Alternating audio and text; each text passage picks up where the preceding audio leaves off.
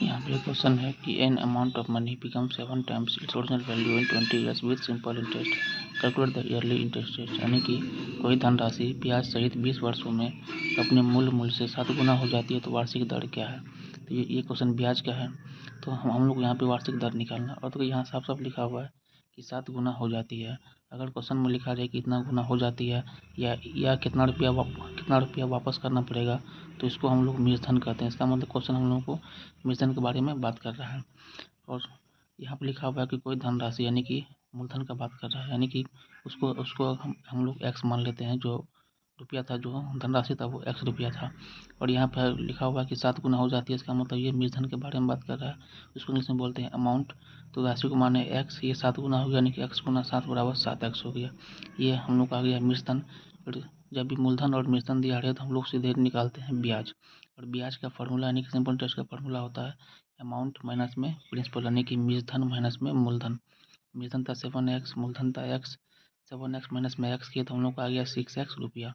एक बात आप लोगों को ध्यान रखना है कि जो रुपया हम कर्ज लगाते हैं उसको मूलधन बोलते हैं, और जितना रुपया हो जाता है उसको हम लोग मूलधन बोलते हैं।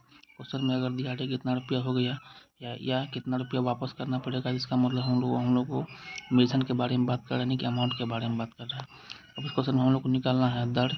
दर का फॉर्मूला होता है ब्याज गुना 100 बटा मूलधन गुना समय, यानी कि इंग्लिश में रेट बराबर सिंपल इंटरेस्ट गुना 100 बटा प्रिंसिपल इंटू टाइम। तो ब्याज हम लोग निकाल लिए हैं 6x गुना 100 बटे में प्रिंसिपल माने थे x, यानी कि मूलधन माने थे x। तो x गुना टाइम दिया हुआ 20 ईयर्स, तो x खत्म 20 पंचे 100 कदम, तो 6 पंचे हमको आ गया 30%। इसका रेट यानी कि दर आ गया। अब चलिए हम लोग इसको करते हैं ट्रिक से। तो मान लीजिए कोई प्रिंसिपल मेरा p था, वो हो गया 7 गुना, यानी कि 7p हो गया। कितना हो गया p, प्रिंसिपल माने थे p, और ये हो गया 7 गुना, यानी कि 7 गुना p। ये कितना हो गया हमको 7p हो गया।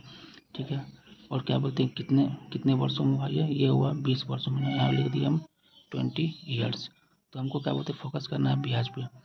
ये मेरा मूलधन है, ये मेरा मूलधन है, और ये मेरा है मूलधन, और ये मेरा है मूलधन, ये मेरा है मूलधन। यानी कि बात करें इंग्लिश में तो ये प्रिंसिपल है, ये मेरा प्रिंसिपल है, और ये मेरा अमाउंट है, ये मेरा अमाउंट है। तो हमको फोकस करना है ब्याज पे।